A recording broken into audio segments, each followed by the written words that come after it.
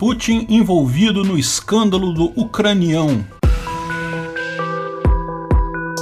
Esse é o Visão Libertária, sua fonte de informações descentralizadas e distribuídas. Hristo Grozev é um importante jornalista investigativo búlgaro que já ganhou vários prêmios Pulitzer ao cobrir guerras e atentados diversos. Embora tenha nascido na Bulgária, ele é fluente em inglês e russo e trabalhou por muito tempo na Rússia, onde tem muitos contatos. Ele divulgou hoje informações sobre um telefonema que ele teve com pessoa não identificada próxima a um diretor do FSB que foi preso no dia 11, dando detalhes do motivo da prisão dele. No dia 11, como falamos no vídeo de ontem, analista do FSB, Putin foi enganado por Biden e agora é ameaçado por Bortnikov. Dois altos comandantes do FSB, o Serviço Secreto Russo, a antiga KGB, foram presos. O diretor da 5ª diretoria do FSB, Sergei Bezeda, e seu braço direito, Anatoly Bolyuk, estão ambos em prisão domiciliar. Ao mesmo tempo, 20 endereços da diretoria e também da 9ª diretoria da FSB passaram por busca e apreensão pela polícia russa e pela polícia pessoal de Putin. Como explicamos no vídeo de ontem, a acusação seria de corrupção, mas, segundo o analista da FSB que tem divulgado informações, essa acusação seria besteira, algo inventado pelo Kremlin apenas para prender o diretor e jogar a culpa de tudo nele. O grande problema eram os relatórios informando que o governo ucraniano cairia tão logo os russos entrassem no país. Mais do que isso, nos relatórios que o analista viu, eu nem cheguei a falar sobre isso no vídeo de ontem, estava dito que os russos encontrariam pelo menos 2.000 pessoas dispostas a lutar do lado dos russos em cada cidade da região leste da Ucrânia. Lógico, tudo isso eram relatórios cor-de-rosa feitos por burocratas que só não queriam ser portadores de más notícias. Diziam sempre que a Rússia ia ganhar tudo. Mas, graças à ligação de Hristo Grozev, sabemos agora outras informações sobre essa acusação de corrupção. Veja, a acusação pode ser falsa, como disse o analista,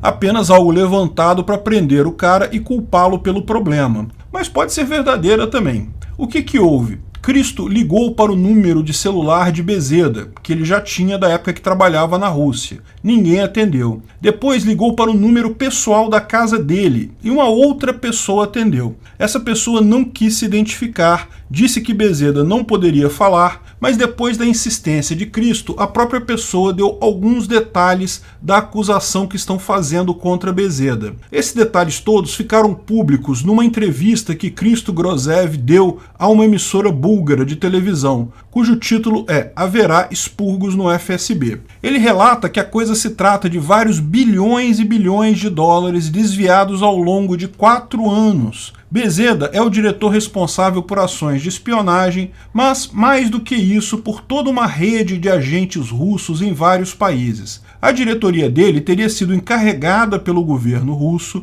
de montar uma rede de agentes infiltrados no governo e nas forças armadas ucranianas. A ideia era colocar pessoas simpáticas à Rússia em posições chaves do governo, e ele tinha um orçamento enorme para isso, para comprar as pessoas, recrutar os agentes, pagar propina a políticos, o que fosse necessário para montar essa rede. Num primeiro momento, essa rede de agentes russos infiltrados no governo ucraniano seria usado para fornecer informações, mas não só isso, mais adiante iriam fazer o golpe. As informações eram sempre cor-de-rosas para a equipe russa, porque, lembra, burocracia, melhor não dar notícias desagradáveis, mas além disso, quando as tropas russas entrassem no território ucraniano, essas pessoas deveriam se rebelar, tomar o controle e depor Zelensky. Isso era tudo que Putin queria. Zelensky deposto, algum político favorável à Rússia assumiria e as negociações de paz seriam muito tranquilas depois disso. Segundo o analista da FSB, eles haviam criado até um critério para escolher o melhor político ucraniano pró-Rússia para colocarem no poder. Acharam que vários buscariam esse posto.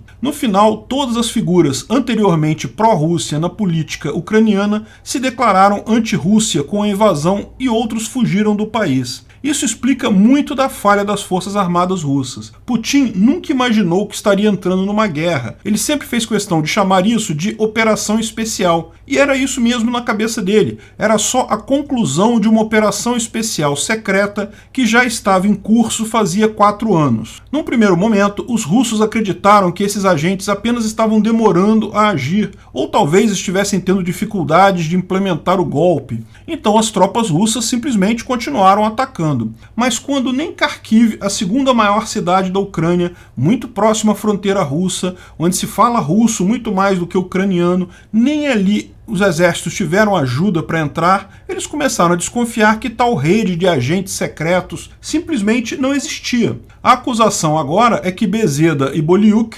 simplesmente embolsaram o dinheiro que deveria ter sido usado para comprar esse apoio todo no governo e militares ucranianos, fingiram nos relatórios e pronto. Como é tudo secreto mesmo, quem iria saber, não é mesmo? Lógico, existe outra possibilidade de que tais agentes existiram de fato e teriam feito o golpe se não tivessem sido identificados e neutralizados antes pelos ucranianos. Você lembra? Logo no início da guerra, houve um diplomata de alto cargo do governo ucraniano que chegou a participar de negociações de paz, mas que depois foi morto. O governo ucraniano diz que foi acidente. O serviço secreto inglês diz que ele foi morto pelos ucranianos por suspeitar se tratar de um agente russo. Talvez, no final das contas, os espiões existissem, mas simplesmente não conseguiram fazer o que era proposto. Ou ainda, talvez, vendo a força do governo do Zelensky na mobilização contra os invasores russos, tenham desistido de atuar porque seria muito arriscado para eles. Todo o povo, toda a força militar ucraniana se uniu em torno do Zelensky. Se tornou muito arriscado para esses agentes. Pode ser que os próprios agentes comprados a peso de ouro pelos russos simplesmente desistiram na hora H, embolsaram a grana e deixaram o Putin com as calças arriadas. Minha opinião sincera é que essa história de corrupção é furada. Isso está sendo inventado mesmo por Putin para culpar os caras. Pensa bem, se você é um diretor da FSB, você deu um golpe de bilhões de dólares em Putin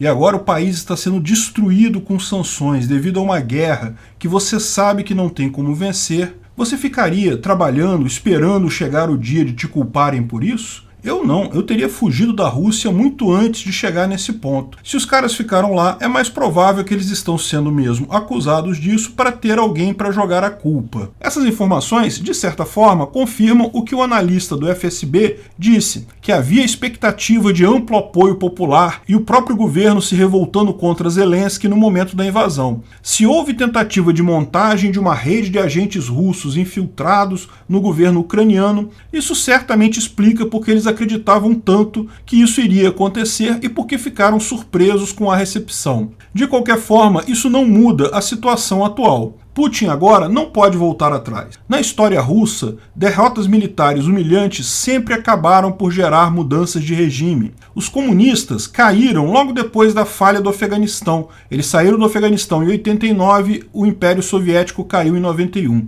O czarismo russo caiu devido às derrotas humilhantes na Primeira Grande Guerra. Nicolau II foi logo derrubado pelo seu próprio povo e acabou fuzilado naquela época. Mas não para aí. A czarina Sofia caiu depois de uma derrota humilhante na Crimeia também. Ou seja, uma derrota humilhante na Ucrânia é o fim de Putin. Só resta a ele agora usar toda a força possível, causar todo o dano possível, principalmente na população civil, para tentar forçar Zelensky a um acordo que Putin possa minimamente dizer que ganhou esta guerra. Mas ele não pode demorar muito nisso, porque as vozes contrárias a Putin falam cada vez mais alto lá em Moscou. E com a economia deteriorando rapidamente, o número de mortes do lado russo também crescendo, o tempo dele lá fica menor. Mesmo a pena de prisão de 15 anos não está sendo capaz de impedir múltiplos protestos contra a guerra. Lógico, não serão manifestantes que irão tirar Putin do poder, mas o amplo apoio popular pode ser o que um adversário de Putin precisa para dar um golpe. O que virá primeiro? A devastação da Ucrânia com tiros contra civis e crueldade sem fim, devido ao desespero do Putin, ou a queda de Putin? Eu só sei que, se fosse no Brasil, esse escândalo já teria sido chamado de ucranião. Obrigado pela audiência. Esse vídeo foi um oferecimento de armataweb.com, cloud e serviços de data center. 100% de compromisso com a satisfação e privacidade dos clientes. Aceitamos Bitcoin. Veja o link na descrição do vídeo. Se você gostou desse vídeo, clique no like e compartilhe ele em suas redes sociais. Se inscreva no canal para nos ajudar, clicando no botão vermelho abaixo. Se quiser ser avisado de novos vídeos, clique no sininho ao lado. Se você quiser comprar camisas e outros itens do Visão Libertária, veja nossos itens no site Pimenta no Café, pimentanocafé.com.br/Visão Libertária, tudo junto sem acento, ou clique no link da descrição. Até a próxima!